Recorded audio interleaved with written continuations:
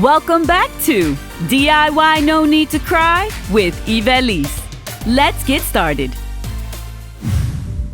Hi, my crafty fam, and if you're new to my channel, welcome. Today, I'll be attempting to make 2 giant clay roses to use as toppers for a set of bottles I'll be making. For this, I'll be using air dry modeling clay. It's affordable and, in my opinion, easy to work with. I began with half a block, but ended up needing more. I'll be working on a silicone mat, but only so you can see what I'm doing because both the clay and the background are white. Before rolling it out, I worked it a little bit to warm it up. With all the moving I've done in the past 3 years, I seem to have lost my crafting rolling pin. So I had to improvise and use an empty glass jar I had. I wasn't sure how to make them, so I followed someone else's instructions. The link will be in the description box below. I rolled out my clay and made sure to keep it slightly thick. If it's too thin, the petals won't hold up, at least not with this clay.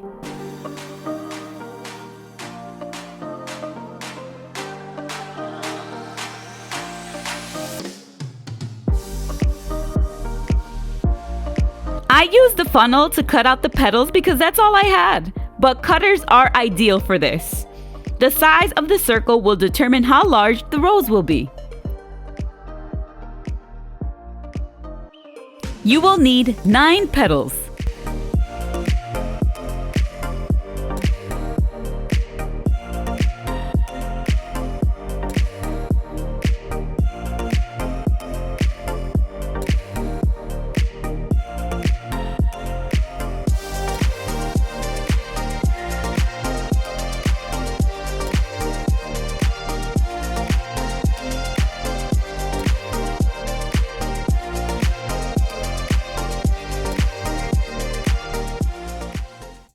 Because I didn't use the cutter, my edges are rough, and that's why you see me smoothing them out.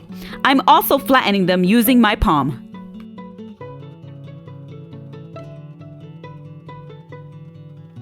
For the middle petal, you want to roll it up.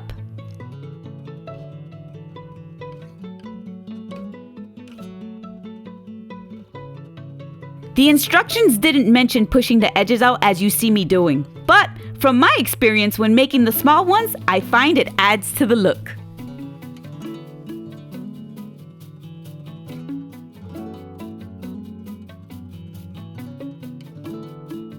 You want to do the same for the following petals. Smooth and flatten the edges.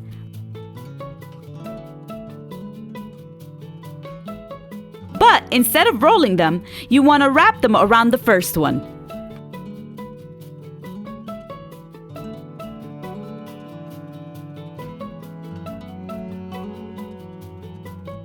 Once you wrap it, shape the petal.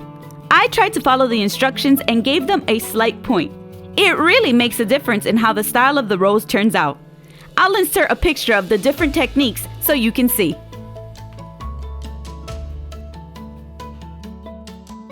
For the third petal, I found myself molding it before placing it. When placing the petals, slightly overlap the last one.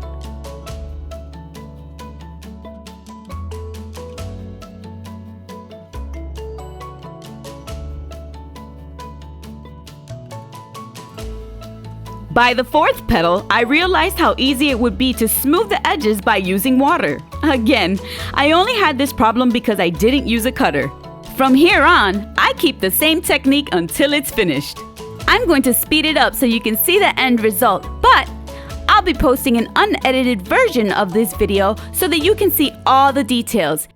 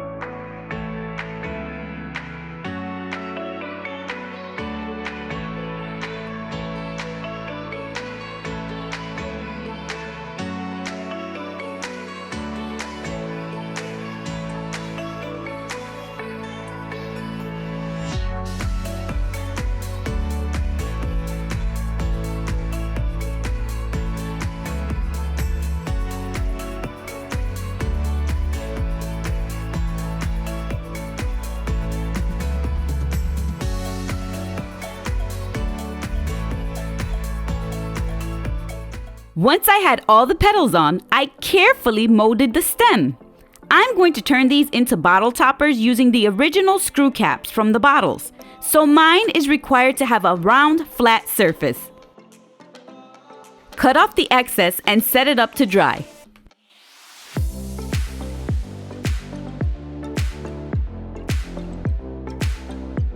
I placed my pouncer brushes under some of the petals to hold them up until it dries.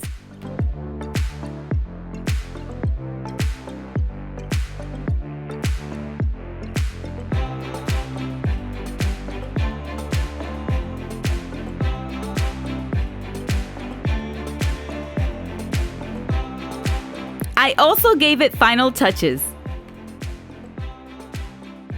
Once it was dry, which took 2 days, I sanded the rose. I had to sand the stem down to size anyway, so that it was the same size as the cap. And I wanted my rose to look as polished as possible, so I took the time to sand it.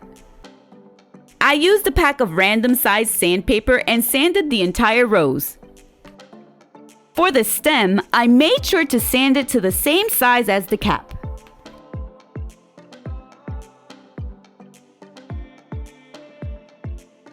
You want to make sure the bottom is flat so that the cap goes on even. I made holes in my caps using an X-Acto knife. I placed the cap onto the stem and screwed it in. This step is not enough for it to stay on securely. I just wanted to pre-drill the hole.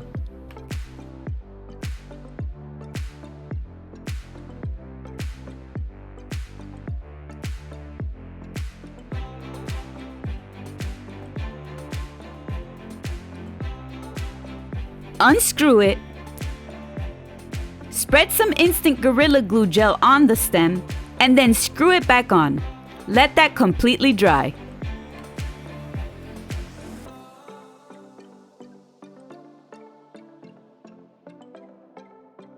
Once it was dry, I finished sanding it down. I made sure everything was flush and even.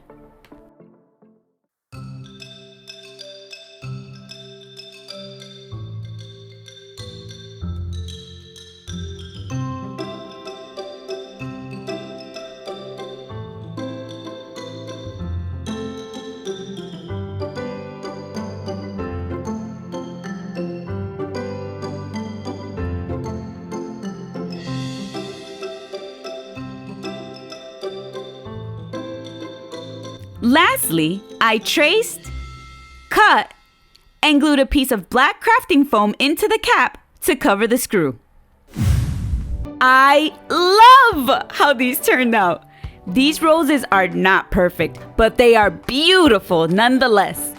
As some of you know, I love working with clay, and I can tell you right now that you need a little patience and a relaxed state of mind when making these.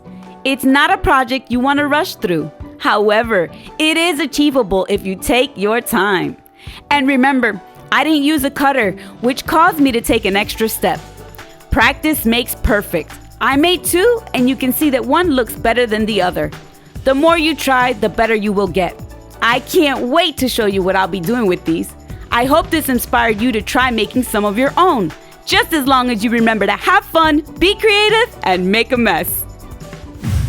Thanks for watching! If you enjoyed this video, please don't forget to thumbs it up as it helps the growth of the channel and to show your support.